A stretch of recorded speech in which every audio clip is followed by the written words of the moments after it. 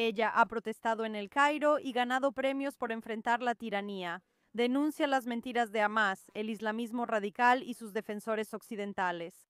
Dalia Siada lo arriesgó todo por decir la verdad, pero su mayor valentía fue denunciar el silencio del mundo de los derechos humanos. Entrevista exclusiva con Ashley en JNS tras el 7 de octubre. Hoy doy la bienvenida a Dalia Siada al programa.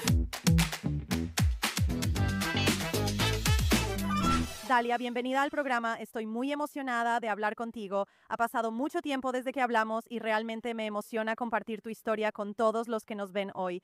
Creo que tu historia, mensaje y voz son muy importantes en este momento. Gracias, Ash. Es un placer estar contigo. Comencemos por conocerte un poco mejor. Seguro has contado esta historia muchas veces, pero cuéntanos de dónde eres, dónde naciste y cómo te volviste activista. Bueno, soy una escritora egipcia. Nací y crecí en Egipto. Pasé toda mi vida allí. Creo firmemente en la democracia liberal y esto es una de las cosas a las que he dedicado toda mi vida. Pero en realidad yo era como cualquier otra egipcia al crecer, pensando que Israel era un gran enemigo y que el pueblo judío eran nuestros enemigos religiosos. Y de hecho esto es lo que nos enseñaron en las escuelas, en las mezquitas e incluso en los medios de comunicación. Donde vayas, todo te indica que debes odiar a Israel y al pueblo judío. Y crecí así hasta que, de hecho, algo mágico me sucedió cuando estaba en mi primer año de universidad como estudiante de licenciatura. Esto fue más o menos en la época de la Segunda Intifada y esto era algo muy importante. En Medio Oriente había manifestaciones por todos lados, sobre todo en Egipto, donde la gente lo vivía como si la guerra fuera ahí, ¿sabes? Había manifestantes en todos los campus, incluido el mío en ese momento, y yo simplemente me estaba uniendo a los manifestantes. Como todos los demás, ya sabes, poniéndome una cufilla, caminando por el campus con ella, era algo de moda en el campus. A mis 18 años era ingenua y solo veía lo que se me mostraba en Egipto, sin conocer el mundo exterior. Realmente no sabía la verdad sobre cuál era la situación. Así que me uní a estos manifestantes y después de unos 2 meses más o menos, los organizadores de la protesta hicieron algo que realmente me sorprendió. Y por cierto, después supe que estas personas que organizaron a estos manifestantes eran la Hermandad Musulmana. No sorprende si lo comparamos con lo que ocurre hoy en los campus de Estados Unidos y Occidente, y así, en ese día en particular, en esa protesta en particular, en uno de los hermosos y soleados días en el Cairo, las personas que organizaban la protesta decidieron quemar algunas banderas. Hicieron un espectáculo quemando banderas. Primero la bandera israelí, luego la bandera estadounidense y después la bandera egipcia. Este fue un momento muy impactante para mí. Eso generó una disonancia cognitiva que me hizo cuestionarlo todo, desde mi religión, el Islam, hasta lo que Egipto significaba para mí. Después, ¿qué es Israel y quiénes son los judíos? Y me tomé un año alejada de todos, no solo estudiando todo esto, y desde entonces mi vida cambió completamente. Perdí a muchos amigos, por supuesto, e incluso a familiares como primos y así, y en el proceso de aprendizaje, pero en realidad me convertí en una nueva persona. Entendí que Israel en realidad es un buen vecino y entendí que el pueblo judío es indígena de Medio Oriente. No son extranjeros ni vienen de otro lugar como siempre nos han dicho, y tampoco son nuestros enemigos. Y si no fuera por esta llamada causa palestina, los judíos y los musulmanes serían los más cercanos entre sí. Así que esto me cambió para siempre, y desde entonces estudiar y trabajar por la paz se ha convertido en mi profesión, mi pasión, mi todo. De hecho, tengo dos preguntas sobre lo que acabas de decir. Una, ¿por qué estaban quemando la bandera egipcia? Y dos, cuando te dijeron que los judíos no son indígenas de Medio Oriente, ¿de dónde te dijeron que venían los judíos? Voy a abordar primero la segunda pregunta. Siempre nos decían que el pueblo judío no es parte de Medio Oriente y que son agentes del imperialismo occidental y que están siendo implantados a propósito por este imperialismo occidental en Medio Oriente para dividir Medio Oriente, para causar estragos en Medio Oriente. En realidad, hoy Israel está salvando a Medio Oriente de Irán, sus milicias y organizaciones terroristas como Hamas. Además, antes de este último episodio de guerra, estaba liderando los negocios y la tecnología en la región, las startups y muchas otras cosas. De hecho, si solo pensamos lógicamente, nos daremos cuenta de que la mentira era realmente grande. Para la primera parte de tu pregunta, ¿por qué? Grupos como la Hermandad Musulmana no dudan en quemar la bandera estadounidense, la bandera egipcia, aunque estén en suelo egipcio, y lamentablemente la policía egipcia también toleró estos actos. Quienes estaban alrededor de ellos en nuestro campus y de alguna manera los protegían para que pudieran hacer estas protestas.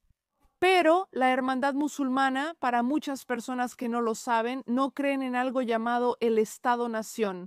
Ellos consideran que pertenecemos a una especie de, no exactamente un sistema de califato, pero sí a una sola ummah, una sola nación que cruza fronteras, que esta estructura de los modernos estados-nación democráticos y liberales o incluso repúblicas, no es algo islámico desde su punto de vista. El líder de la hermandad musulmana, creo que en 2007 u 2008, por esa época hizo una declaración muy impactante y dijo algo como: no existe algo llamado patria. La patria es solo un montón de polvo, no existe algo llamado patria. Así que esto es parte de su ideología, por eso les resulta muy fácil quemar la bandera que otros egipcios honran como símbolo de su pertenencia, del lugar al que pertenecen. Es interesante porque casi parece una organización o ideología.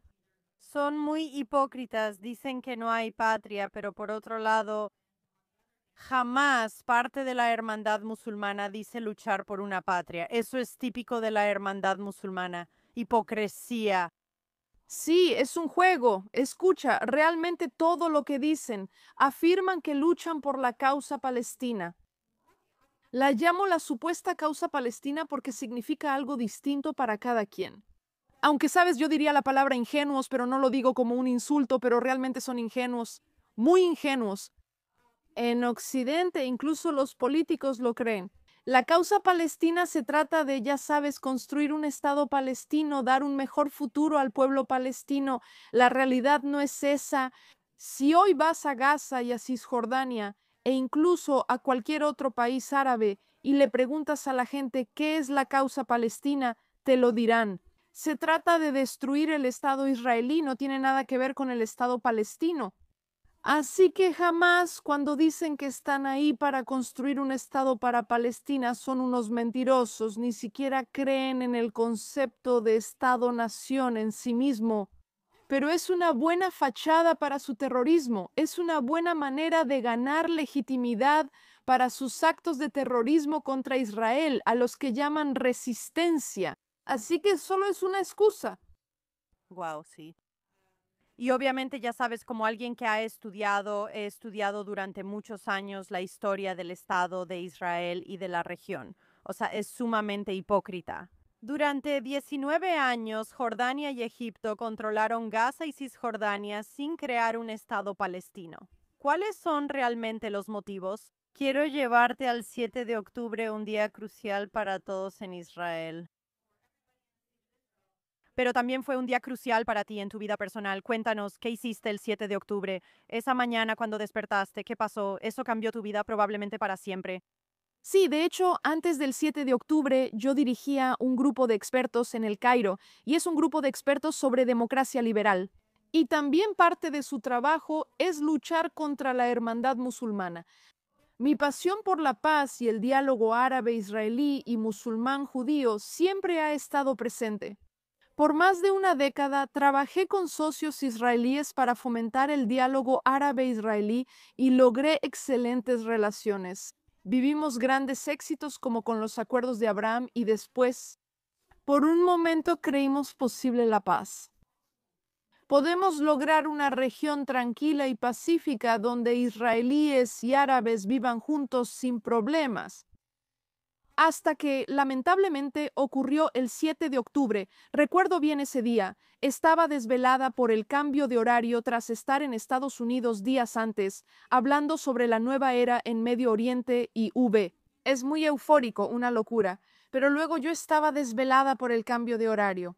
Y de hecho, empecé a recibir notificaciones como notificaciones de noticias en mi teléfono de medios árabes.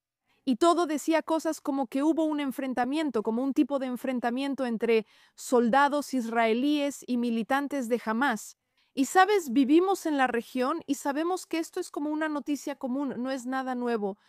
Pero no mencionaron nada sobre los horrores que ocurrieron el 7 de octubre. Empecé a buscar, a tratar de ver videos, pero desafortunadamente no había muchos hasta unos días después de eso. Fui invitada a una videoconferencia organizada por el Ministerio de Asuntos Exteriores y el Ministerio de Defensa en Israel. Ahí nos mostraron las grabaciones reales de lo que sucedió el 7 de octubre y hasta hoy sigo teniendo pesadillas con eso. Ya han pasado 2 años y todavía me persigue.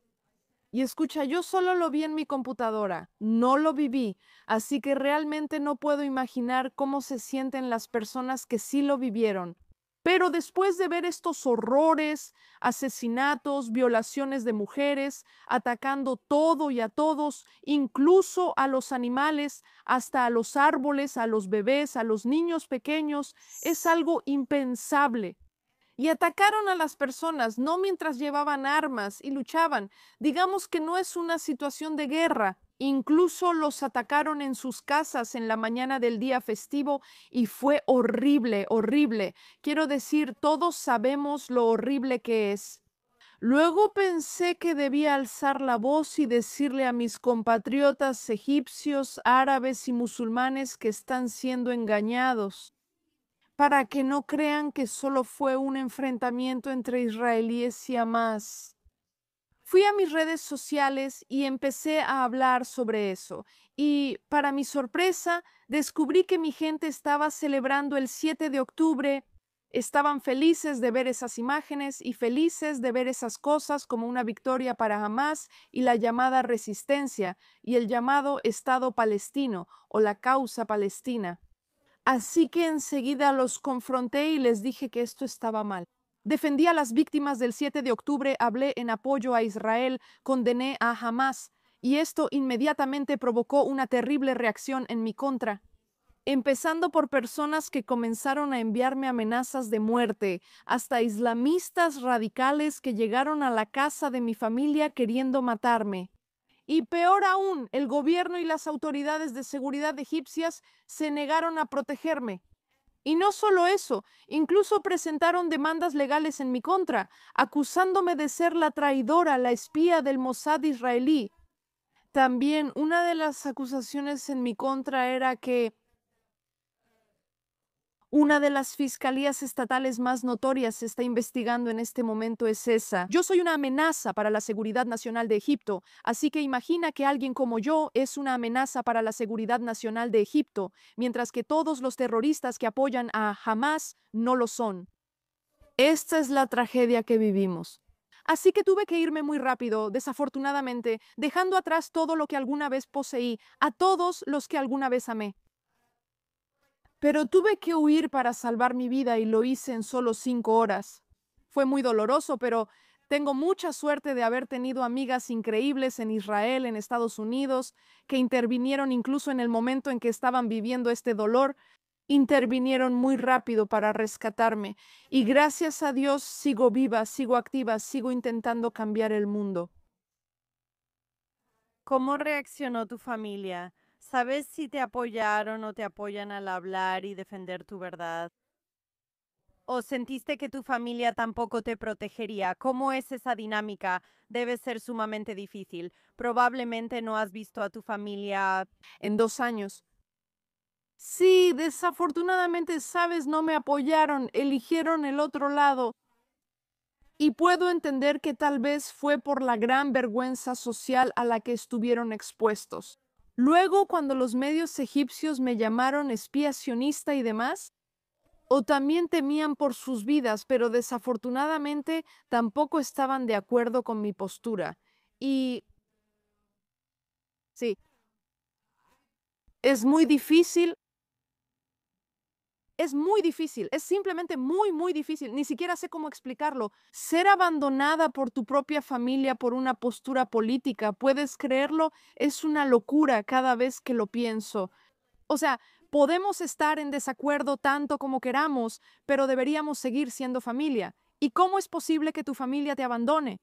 No solo por un tema político, tal vez relacionado con tu país, sino relacionado con otro lugar llamado Gaza, al que sabes que ni siquiera pertenecemos. Lamentablemente, esto es solo una muestra de la dolorosa historia del lavado de cerebro en la mente árabe. Tengo muchas preguntas para ti. Primero, claramente vemos que eres una mujer musulmana, llevas el velo, eres una mujer musulmana practicante. ¿Cómo puedes explicarle a la audiencia que está viendo la diferencia entre la gente en Estados Unidos teme ser llamada islamofóbica, ¿no? Sí, ¿Puedes explicar un poco desde tu perspectiva por qué has usado las palabras extremistas, islamistas, radicales, fundamentalistas? ¿En qué se diferencia ser islamista de ser, ya sabes, una mujer musulmana practicante? en realidad hay una gran diferencia. La gente en general con la mentalidad occidental piensa que los musulmanes, cuando ven a los musulmanes, solo los ven en dos grupos. O bien grupos extremistas como los yihadistas que portan armas y matan gente, como los yihadistas violentos o lo que llaman musulmanes moderados, y ni siquiera es un término preciso. No hay musulmanes moderados. Para entenderlos debemos ver que no solo hay dos grupos, es algo mucho más grande. Es un espectro muy amplio de diferentes matices de musulmanes e islamistas, empezando desde la extrema izquierda, donde puedes encontrar musulmanes reformistas, musulmanes liberales y musulmanes sufíes. Como yo, personas que están más del lado espiritual del Islam, lo toman como una religión personal, sin necesariamente proyectarla en la comunidad o imponerla a otras personas hasta el centro donde están los musulmanes convencionales. Por cierto, estar ahí no significa que sean moderados.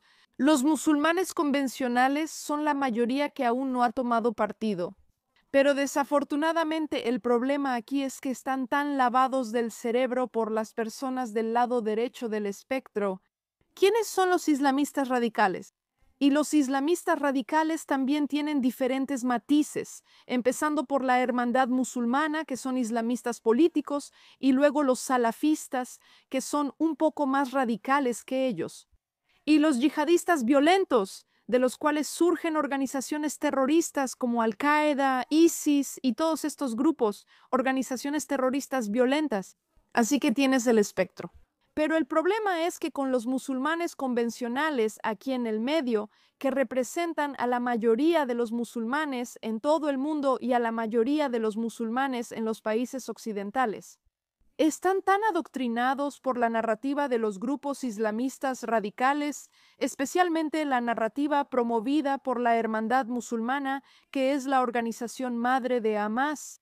Por ejemplo, hoy en día encontrarás que estos musulmanes convencionales creen que Palestina, entre comillas, o la causa palestina, es una orden divina por la que hay que luchar. Si revisas el Corán y los hadices, nuestros textos sagrados en el Islam, no encontrarás una sola palabra, pista o mención, ni siquiera algo cercano a algo llamado Palestina o algo que nos ponga el deber como musulmanes de luchar por nada. En contraste, encontrarás muchos textos, muchas historias sobre el pueblo israelita, sobre Israel, e incluso en uno de los versos muy famosos en las suras del Corán. Dice claramente que esta tierra donde ahora está todo el conflicto en realidad pertenece al pueblo judío, al pueblo de Moisés, a los hijos de Israel, a los hijos de Jacob. Sabes, así que, o sea, solo mira tu Corán y verás la verdad, pero desafortunadamente no todos los musulmanes hacen eso, especialmente. Además, el idioma del Corán es muy difícil de entender, es un árabe antiguo, es muy difícil de comprender para muchos musulmanes modernos comunes. Así que dependen de las interpretaciones de los islamistas radicales y por eso terminamos en esta situación ahora, donde los musulmanes comunes, desafortunadamente, también están radicalizados. De alguna forma, eso dicta la mayoría de la política actual. ¿Puedes explicar brevemente qué es la Alianza Rojo-Verde? ¿Cómo las ideologías de la extrema derecha del Islam se han fusionado con los socialistas y comunistas de extrema izquierda? Para gente como yo, nada de esto tiene sentido. Lo único que veo que tienen en común es un verdadero antisemitismo, es un odio real hacia los judíos. ¿Estoy entendiendo bien las cosas? Absolutamente. Y no solo eso, también es odio hacia Estados Unidos, hacia los valores democráticos liberales y la civilización occidental. Así que la alianza rojo-verde que empezamos a ver formarse solo en los últimos 5 años, en realidad durante muchos años antes de eso, los verdes, que son los islamistas radicales, han estado haciendo todo lo posible por infiltrarse en otros grupos de la sociedad. A veces lo intentaron bajo la bandera liberal, alegando actuar por los derechos humanos y las libertades religiosas. Así intentaron infiltrarse en otros miembros de la comunidad estadounidense. Si tomamos a Estados Unidos como caso de estudio, no funcionó debido a desacuerdos sobre los derechos de las mujeres. Por ejemplo, con la aparición de la izquierda progresista, la izquierda radical, como la llamo, no me parece progresista en absoluto. Son tan radicales la izquierda radical dentro de Estados Unidos. En los últimos años, desde 2020, desde ese momento, con este auge de la izquierda radical y su éxito. De hecho, grupos como la Hermandad Musulmana y los islamistas radicales, los verdes, empezaron o intentaron unirse a estos grupos.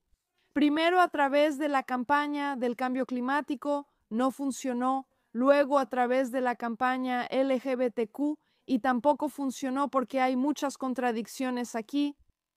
Sin embargo, cuando ocurrió la guerra en Gaza, esto de alguna manera creó la plataforma adecuada para que se unieran, para juntarse bajo lo que parecía ser. Si lo ves como gente uniéndose por una causa humanitaria en Gaza, para apoyar a quienes están en la guerra, pero no fue así.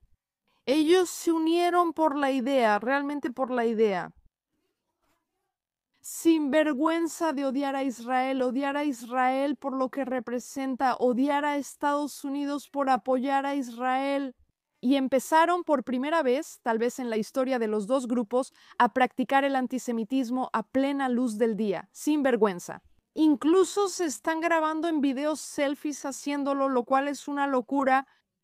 Y en lugares como Estados Unidos, no te estoy hablando de El Cairo, por ejemplo, ni de ninguna capital árabe, sino de Estados Unidos. Este es un problema aquí. Por primera vez mostraron su verdadera cara, pero históricamente no es algo nuevo.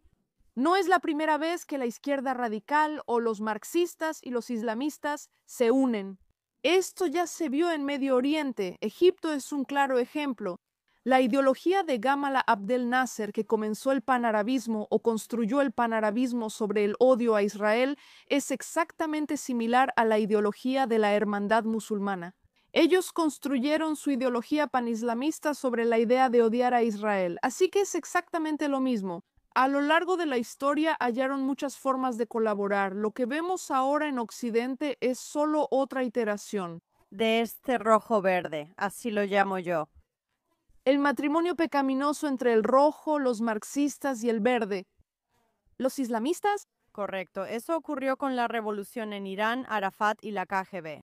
Quiero decir, claramente es algo que parece funcionar y tal vez el mundo aún no ha aprendido la lección. Quería preguntarte sobre los acontecimientos recientes de la administración de Trump. Decir que la Hermandad Musulmana será designada como organización terrorista es redundante, ya que nuestra audiencia debe saber que ya lo es. En Egipto y otros países del Medio Oriente, ya era hora de que Estados Unidos reaccionara, pero ¿cómo funciona esto en la práctica? Tuve esta conversación justo la otra noche con mi esposo. Vemos que Estados Unidos de verdad, ya sabes, está codeándose con Qatar y con Turquía, cuyos gobiernos están dirigidos por la ideología de la Hermandad Musulmana. ¿Cómo puede tener sentido en un nivel práctico designar a la Hermandad Musulmana como una organización terrorista en Estados Unidos? Por un lado y por el otro, hacer tratos con Qatar e intentar traer soldados turcos aquí, a mi patio trasero. Entonces, ¿puedes explicarnos eso y hacia dónde crees que va esto? Gran pregunta, pero primero esperemos que los soldados turcos nunca vengan a Gaza. Esto sería un gran problema no solo para Israel, sino también para Egipto y muchos otros en la región, así que esperemos que esto nunca suceda. La primera parte de tu pregunta es muy interesante y sorprendente. Vivimos un momento histórico donde Estados Unidos finalmente actúa contra la hermandad musulmana. Y lo hermoso de esto es que por primera vez están llamando a la hermandad musulmana por su nombre. En la orden ejecutiva que el presidente Trump emitió ayer sobre comenzar el proceso para designar a la Hermandad Musulmana como organización terrorista nombrada por el gobernador de Texas la semana pasada. También los mencionó por su nombre y esta es la primera vez que esto sucede. Antes mencionaban facciones como Hamas y Hasmul Saura, pero siempre dudaban en mencionar a la Hermandad Musulmana. Esto cambia las reglas. Ahora hay una nueva política para prohibir a la Hermandad Musulmana y su ideología, no solo a los islamistas. Es un gran avance, espero que tenga éxito. La segunda parte de la pregunta es la más complicada. Y esta también es una de las razones por las que Estados Unidos y otras capitales occidentales han dudado durante tanto tiempo en tomar una acción así, porque podría poner en riesgo sus relaciones con otros países que son importantes para ellos, por supuesto. Entre los principales están Qatar y Turquía, que son los mayores partidarios y patrocinadores de la hermandad musulmana. Y ni lo ocultan, apoyan abiertamente a la hermandad musulmana, les dan dinero y respaldo político. Y ahora, en realidad, el dilema no es para Estados Unidos, el dilema ahora es para estos dos países, Turquía y Qatar. Ellos tienen que elegir sí. Ahora, Estados Unidos está haciendo lo que tiene que hacer, defendiendo su seguridad nacional al prohibir estas organizaciones terroristas y acabar con este peligro interno o amenaza interna, o bloqueando esta amenaza interna. La decisión ahora o la pelota ahora está en la cancha de Qatar y Turquía respectivamente. Tienen que elegir si continúan apoyando a la hermandad musulmana, respaldándolos y así desafiando a Estados Unidos, o si abandonan al grupo y comenzar una nueva etapa con Estados Unidos y los vecinos árabes que ya habían prohibido a la hermandad musulmana, iniciando una nueva etapa con ellos, especialmente para Qatar, después de su nuevo acuerdo o relación de seguridad con Estados Unidos. ¿Está dispuesto a arriesgar esta relación por mantener al debilitado grupo de la hermandad musulmana? No lo creo ahora. Creo que están ante una decisión muy difícil y que ellos son quienes deben tomarla, no Estados Unidos. ¿De verdad? ¿O tal vez solo se están burlando en la cara de Occidente? Y te pregunto esto, es una pregunta difícil para mí como mujer musulmana, así que voy a tratar de ser sensible. Pero sí conocemos el concepto de takfir en el Islam, que básicamente significa, o corrígeme si me equivoco, se permite mentir, hacer tratados falsos y engañar a los enemigos para ganar en la guerra larga. ¿Cómo podemos hacer tratados con estos países o creerles si solo dicen que sí y ya? Queremos buenas relaciones con Estados Unidos, así que fingiremos que ya no financiamos a la hermandad musulmana. ¿Cómo es siquiera posible tener estas conversaciones cuando sabemos que es un concepto en el que realmente creen? Claro, tu pregunta es acertada, pero el concepto se llama takaya. Perdón, lo siento, lo siento. Sí, es justo como dijiste, pero aplica solo a nivel individual, no estatal. Porque un Estado puede seguir apoyando a cierta organización en secreto por un cierto periodo de tiempo, pero no pueden hacerlo para siempre. Además, creo que lo mejor para ellos es no hacerlo con Estados Unidos porque si pierden su confianza será un desastre. Desde la perspectiva de Estados Unidos, creo que no debemos tomarles la palabra, aunque está bien darles el beneficio de la duda un tiempo. que por cierto es lo que la administración de Estados Unidos le está dando a Qatar en este momento y también a Turquía y a otros. Pero en cierto punto, estos países tienen que empezar a tomar medidas para generar confianza y tienen que demostrar que son dignos de la confianza de Estados Unidos. Si están buscando una relación a largo plazo, no solo una relación temporal vinculada a cierto presidente, y después de que este presidente deje el cargo, empiezan desde cero. Las medidas para generar confianza son clave. Así que espero, que tomen esto en cuenta mientras consideran el futuro de la relación con estos países árabes. Déjame contarte algo que me da algo de optimismo. Qatar ya está abandonando a sus afiliados en algunas capitales occidentales que son un poco problemáticos, incluyendo a miembros de la hermandad musulmana. Personas que usó mucho tiempo para limpiar su reputación, incluso recientemente en Estados Unidos. Uno de sus principales, diría yo, títeres en los medios de comunicación fue arrestado en Estados Unidos por ICE y no hicieron nada para rescatarlo ni intervinieron de ninguna manera. Así que esto es por una razón, porque ahora son cuidadosos al limpiar su imagen. Estoy hablando de Qatar, de limpiar su reputación para complacer al presidente Trump y mantener esta relación con Estados Unidos. Creo que harán todo para seguir haciéndolo. Quiero ampliar un poco la perspectiva hacia toda la región y la geopolítica y quizá podamos ir país por país. Quiero empezar preguntando sobre Siria. ¿Qué opinas del nuevo líder? ¿Confías en él? ¿Deberíamos confiar en él? No, supongo que es un rotundo no. Es un rotundo no. Por supuesto, me sorprende mucho que la gente simplemente le permita siquiera existir en esa posición. Es un terrorista, por el amor de Dios. No es como, ya sabes, no es un radical que ahora está reformado, es un terrorista. Él es alguien. Durante al menos 20 años de su vida ha estado ascendiendo en las filas de las organizaciones terroristas más peligrosas que el mundo haya conocido, como Al-Qaeda, luego ISIS, y después fundó su propia organización yihadista. Así que realmente, sin exagerar, podemos llamarlo un terrorista de carrera, un yihadista de carrera. Así que ahora tenemos a un yihadista de carrera que secuestró un país clave en la región, como Siria. Por cierto, no es solo por su ubicación geográfica, sino también porque su influencia cultural en la región del Levante es enorme. Controlar Siria es controlar el Levante y controlar Egipto es dominar el Medio Oriente. Así es, quienes estudian la geopolítica del Medio Oriente entenderán a qué me refiero. Así que ahora Siria está controlada por un régimen yihadista. Un terrorista literal ahora es el presidente de Siria. Un verdadero terrorista ahora es el presidente de Siria. ¿Y adivina qué? Él coopera estrechamente con uno de los regímenes islamistas más peligrosos de nuestro mundo hoy en día, que es el régimen turco, el cual lo apoya incondicionalmente. Y también intentaron pulirlo para que pareciera un estadista y enseñarle cómo usar sus tácticas pragmáticas. Tácticas pragmáticas islamistas para sobrevivir a las críticas internacionales. Y así, en realidad, la situación en Siria es muy aterradora y muy peligrosa y ya empezamos a ver episodios de este terrorismo con los drusos y antes los alawitas. Y las masacres que ocurrieron, que no son distintas de otras masacres, que ocurrieron el 7 de octubre contra el pueblo judío por parte de Hamás. Así que es una situación grave. Y si estas personas siguen en control, hasta ahora no ha pasado ni un año. Y mira todo lo que ha sucedido.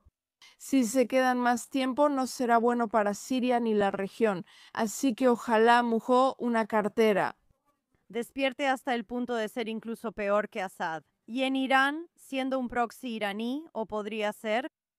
Quizá no sea un proxy iraní, pero ahora es uno turco.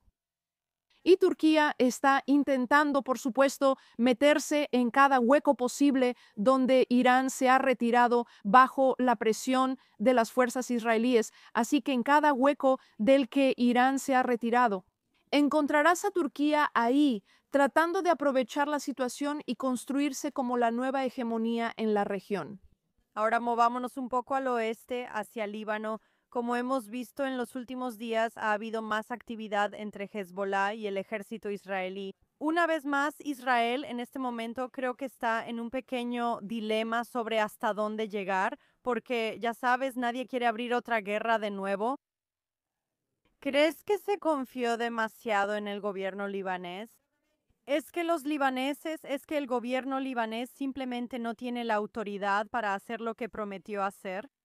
¿Qué esperar de Líbano en el futuro? ¿Crees que Líbano... Desafortunadamente, también es complicado. Teníamos grandes esperanzas en la nueva administración y liderazgo, pero no están cumpliendo. Hay una preocupación seria de que Hezbollah ahora se está reconstruyendo y regresando y están tratando de retomar el control una vez más, paso a paso. Y esto es una preocupación realmente seria porque significa que todo lo que se ha logrado en los últimos 2 años se borrará en cuestión de unos meses. Así que esto requiere acción. Además, creo que el mayor problema del Líbano es que no hay ningún grupo mayoritario en el país. Hablo de un grupo étnico capaz de controlar el país, lo cual es tanto ventaja como desventaja. Es una ventaja porque permite la diversidad, hace difícil que un grupo étnico persiga a los otros grupos y así. El problema es que no logran consenso ni acuerdo en ninguna política. Y esto solo está abriendo una brecha, un espacio, un vacío que solo pueden llenar organizaciones terroristas como Hezbollah y potencias regionales como Irán, por ejemplo. Este es, de hecho, el mayor problema del Líbano, pero también noto una creciente popularidad de Israel a nivel público. Creo que muchas personas buscan eso en el Líbano. Están buscando a Israel como la respuesta a sus problemas, como la respuesta a su dilema actual. Como no pueden encontrar a un líder local que los guíe, están viendo a Israel quizás como un vecino que puede ayudar en esta situación, dado el hecho de que la amenaza de seguridad de Hezbollah no es solo una amenaza para el Líbano, sino también para Israel. Ahora vamos hacia el sur, a tu país natal, Egipto. ¿Cuál es la situación política actualmente? Me refiero a que tras años de agitación desde la primavera árabe, hemos visto, ya sabes, a la hermandad musulmana ir y venir, y hemos visto el terrorismo en el Sinaí ir y venir, y hemos visto, creo que el apoyo a la causa palestina va en aumento, pero también, ¿por qué Egipto no abrió las fronteras para dejar entrar a los refugiados? Hay mucho pasando en Egipto. Es difícil de explicar, pero puedes intentarlo brevemente. Sé que es complicado, pero hazlo breve. ¿Cuál es el clima actual en Egipto y cómo ve realmente el gobierno egipcio actual a Israel? El tratado de paz entre Egipto e Israel no es cálido, pero es estable. Sabes, para ser honesta, Ashley, Egipto nunca lo ha llamado un tratado de paz, solo lo llaman un acuerdo estratégico con Israel, simplemente algo para evitar tener guerras con Israel. Pero no es una paz real, no es algo para construir la paz y una verdadera relación de buena vecindad con nuestro vecino inmediato, Israel. Nunca ha sido así, así que si lo vemos como un acuerdo estratégico, sí, gracias a Dios sigue intacto, todavía no estamos en guerra. Hasta ahora todo bien. Pero Egipto enfrenta luchas internas en varios niveles. El principal problema es la crisis económica. Estamos pasando por la peor crisis económica de nuestra historia, de toda nuestra historia, y ya lleva casi 7 años sin una solución, incluso está empeorando cada vez más, día tras día. Así que este es el problema más grande aquí, porque esta es la razón por la que el gobierno egipcio, aunque quiero decir, el presidente El Sisi en 2014, o sea, cuando asumió el cargo, era muy pro-Israel y pro-paz con Israel y apoyaba mucho esta idea de reiniciar una relación cálida con Israel. Y entonces, pero debido a la situación económica y su dificultad, la gente en la calle está enojada. Y muchos de los ciudadanos de base en realidad están controlados por grupos como los salafistas y también por las células durmientes de la hermandad musulmana clandestina. Es cierto, la hermandad musulmana está prohibida en Egipto, pero esto no significa que hayan sido eliminados totalmente de Egipto. Todavía existen, pero no están activos. Sin embargo, esta es la única diferencia. Lamentablemente, cuando ocurren eventos como el 7 de octubre o la guerra en Gaza, Así, estos grupos islamistas radicales emergen e intentan influir en la opinión pública. Y lo que pasó después del 7 de octubre es que estos grupos, la Hermandad Musulmana, volvieron a salir a la superficie una vez más y empezaron a guiar la opinión pública hacia expresar indignación, no solo respecto a la situación en Gaza, sino también en contra del propio régimen. Y el régimen se vio en la necesidad de demostrar que en realidad no estoy con ustedes para complacer al público, para complacer a la audiencia nacional. La forma más sencilla de lograrlo es dejarse llevar y demonizar a Israel, culpándolo de todo, incluso del ataque del 7 de octubre. El Ministerio de Relaciones Exteriores emitió un comunicado el 7 de octubre culpando a Israel por el ataque del 7 de octubre. Lo tengo, ya sabes, en mi computadora todo el tiempo solo para recordar la esquizofrenia en la que estamos viviendo. Y cuando llegó el momento incluso para ayudar o rescatar a la gente en Gaza que sufre por la guerra, se niegan a abrir la frontera, les cantan canciones de amor día y noche, Palestina, Taya, Fulstein y así. Pero cuando se trata de abrir la frontera para que la gente en guerra pueda huir como refugiados, se negaron. Para mí esto es solo un síntoma de la esquizofrenia política crónica. La gente lo llama hipocresía, pero yo lo llamo esquizofrenia. Es lo mismo en lo que hemos estado ahogándonos como egipcios desde la prohibición, el arabismo, el dominio de la hermandad musulmana y la primavera árabe. Así que Egipto, desafortunadamente, a nivel interno está luchando mucho y esto también está afectando sus políticas regionales. Podríamos pasar el día hablando de Jordania, las milicias en Irak, Irán e incluso los hutíes. Cada tema daría para un episodio entero. Pero en realidad quiero llevarte más al este, hasta Indonesia. Indonesia es un país tan complicado para mí de entender en este momento. Por un lado, vimos a su líder en las Naciones Unidas diciendo cosas bastante optimistas y cosas aquí en Israel. Eso hizo que todos en la calle dijeran: habrá paz con Indonesia, hay que preparar boletos para Bali. Ya sabes, todos los israelíes. Cuando logramos paz con alguien, solo quieren volar a visitarnos. Aunque sinceramente yo también lo he sentido. He sido publicada en páginas de Telegram de Indonesia para ser, ya sabes, reportada y bloqueada. Y la cantidad, ya sabes, yo diría que probablemente el 90% de los comentarios de odio que recibo, los comentarios muy antisemitas, todos son de personas de Indonesia. Y ni siquiera estoy hablando de los bots, estoy hablando de personas reales. Siento que el odio en las calles de Indonesia hacia los judíos y los israelíes es muy alto.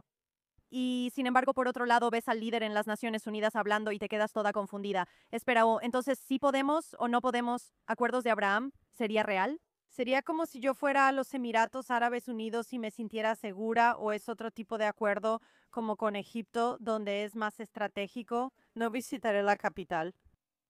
De hecho, tengo una explicación para esto. El asunto es que, primero que nada, sobre el gobierno. Indonesia, para empezar, es el país musulmán más poblado del mundo y de hecho es uno de los más moderados, porque durante muchos años no estuvo cargado por los conflictos en Medio Oriente, la manera habitual. Otros países árabes, por ejemplo, lo han vivido o experimentado, o la gente árabe lo ha experimentado, así que durante mucho tiempo ha estado distante de todos estos problemas, lo que le permitió ser más moderado al relacionarse con otros grupos religiosos, cristianos, judíos y así sucesivamente, e incluso con grupos religiosos no abrahámicos. Así ha sido Indonesia históricamente, pero en las últimas décadas, al menos desde los años 90, Al-Azhar en Egipto, una de las instituciones suníes más grandes, ha comenzado a ser muy activa en acercarse a los musulmanes en el sudeste asiático, en lugares como Indonesia, Malasia y así sucesivamente. Y tristemente, mientras les llevaban la religión, los educaban sobre la religión y así sucesivamente también llevaban consigo el peso político. Esta esquizofrenia política de la que acabamos de hablar se la entregaron a estas personas que viven muy lejos del Medio Oriente, en Indonesia, Malasia y todos estos países del sudeste asiático. Y con el tiempo los radicalizaron para que creyeran que odiar a los judíos es un deber musulmán, que todos los musulmanes deben estar en una misión de yihad contra los judíos. Y por eso es que encontrarás entre la gente a muchos que creen que es algo bueno odiar a los judíos. Es algo divino odiar a los judíos y odiar a Israel y desearle esto a Israel y así sucesivamente. Sí, lamentablemente es parte de Egipto que ha exportado muchas cosas al mundo, todas malas, incluyendo esta. No, no debería decir eso. Entonces dices que cuando los islamistas radicales afirman no somos antisemitas, solo antisionistas, ¿realmente lo dicen en todos lados? Esa es una gran mentira, ¿verdad? No existe tal cosa. Ser antisionista es ser antisemita, porque rechazar el derecho del pueblo judío a la autodeterminación es antisemitismo. Lo curioso es que ahora algunos dicen, solo soy anti-Israel. De hecho, vi a una de las grandes influencers en Estados Unidos diciendo, no soy antisemita, simplemente soy anti-Israel. ¿Te imaginas que alguien me dijera, soy anti-Egipto, anti-Irak, anti-Pakistán? ¿Cómo puedes estar en contra de algún país? Sabes, es una tontería, pero desafortunadamente se permiten hacerlo como una especie de excusa políticamente correcta para el antisemitismo. En vez de admitir que son antisemitas y sentirse orgullosos, lo ocultan, pero te ponen una etiqueta que es políticamente correcta y aceptable en las sociedades occidentales, como, oh, antisionismo, anti-Israel, anti-bla, bla, bla, pero sabemos lo que significa. Dalia, eres una gran aliada del pueblo judío y de Israel, gracias por eso. Pero como sabes, porque tienes una larga relación con nosotros los israelíes, nos gusta ser extremadamente críticos con nosotros mismos y con nuestro gobierno. Así que como aliada te doy, ya sabes, el micrófono abierto ahora para que también seas crítica con nosotros, con Israel. ¿Qué errores ha cometido Israel en los últimos 2 años? Podría ser, ya sabes, desde algo táctico hasta algo que estamos haciendo mal. En cuanto a relaciones públicas, ¿qué no estamos haciendo bien? Creo que Israel es un gran país y mientras más conozco a su gente, más los aprecio y quiero. Me enamoro de la idea de Israel en sí misma. Pero el problema en realidad puede ser que Israel todavía está luchando con el marketing adecuado de sí misma y de su marca. Entiendo esto ya que la prioridad siempre ha sido combatir a los terroristas. Quizá no puedan hacer todo al mismo tiempo, pero creo que este es uno de los puntos más débiles tal vez para Israel hoy en día. Debe promocionarse primero ante los árabes cercanos, los vecinos inmediatos y luego ante el mundo. Así se evita que alguien use eso contra Israel en el futuro. Por nada más que simplemente porque no te presentaste adecuadamente, no le mostraste al mundo tu verdadera belleza. Solo la estás ocultando para ti misma y sientes que no tienes que hacerlo, pero no, sí tienes que hacerlo, porque desafortunadamente vivimos en un mundo muy cruel. Si no te esfuerzas, no te reconocerán como eres. Israel, quizás su gobierno, su pueblo y la diplomacia pública deben esforzarse más para combatir las fuerzas del mal, especialmente en un momento en que tenemos enormes máquinas mediáticas como Al Jazeera y medios patrocinados por Qatar. Solo intentan demonizar a Israel día y noche y decir cosas sobre Israel que no son reales en absoluto. Estoy de acuerdo contigo y por eso actúo así, pero si pudiera agregaría eso. El Ministerio de Turismo en Israel debe trabajar para reducir el costo de vuelos y hoteles. Y sabes, hay muchísimas personas que quieren venir a Israel para ver, pero no vienen porque es muy caro. Así que deberíamos ayudar a cada persona a venir y ver con sus propios ojos la situación. Antes de terminar, quiero retomar tu historia personal para que la gente realmente entienda. Estamos aquí sentadas y estamos hablando de geopolítica y eres fascinante y podríamos quedarnos aquí todo el día. Y hay tanto que aprender y absorber de ti, Dalia, de verdad. Pero quiero que la gente realmente entienda y aprecie plenamente cuánto has sacrificado a nivel personal. Para decir tu verdad, para intentar despertar a tu propia sociedad sobre cómo están sufriendo de esquizofrenia, creo que la gente no entiende completamente que no puedes regresar a casa ni visitar tu país de origen. No, eso ya terminó para mí. No puedo volver a Egipto porque me arrestarían o matarían al llegar, incluso antes de bajar del avión. Sabes, tengo cargos legales de alta traición en mi contra y aunque sobreviviera a esos cargos legales, el público en general podría matarme muy fácilmente. Ahora creen que soy una espía sionista, desafortunadamente por tantas campañas de difamación en mi contra. Así que sí, o sea, es muy doloroso, pero cada vez lo recuerdo. También la historia de los judíos egipcios que tuvieron que irse en ciertos momentos de la historia, desde la época del faraón hasta la época de Gamal Abdel Nasser. Y así, y ver cómo sobrevivieron y prosperaron. Solo me recuerdo que, como ellos, también puedo sobrevivir y prosperar lejos de mi país. Es doloroso, créeme, es muy doloroso, doloroso de muchas maneras, y todavía hasta hoy me cuesta mucho trabajo tratar de aceptarlo. Pero ¿qué puedo hacer? Sabes, lo único en lo que puedo pensar es aferrarme a mis recuerdos y hacer mi mejor esfuerzo para hacer del mundo un lugar mejor. No importa en qué lugar exista en este mundo. ¿Alguna vez te arrepientes? ¿Alguna vez dices, ¿por qué tuve que abrir la boca? No. No, no, después de lo que vi el 7 de octubre, no, me habría arrepentido si no decía nada, pero no me arrepiento. Aunque supiera las consecuencias, lo haría si el tiempo retrocediera. Dalia, muchas gracias por tu tiempo y por alzar la voz con todo lo que haces. Sabes, por la verdad y por la cordura y por la paz, por la verdadera paz.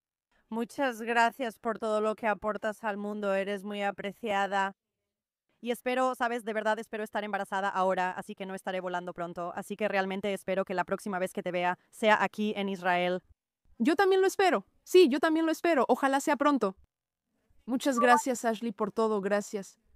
Eso es todo el tiempo que tenemos por hoy. Espero que hayas disfrutado este episodio verdaderamente interesante, significativo e inspirador. Si fue así, no olvides compartirlo. Suscríbete a JNS TV, activa la campanita y deja tu like y comentario. Nos vemos pronto.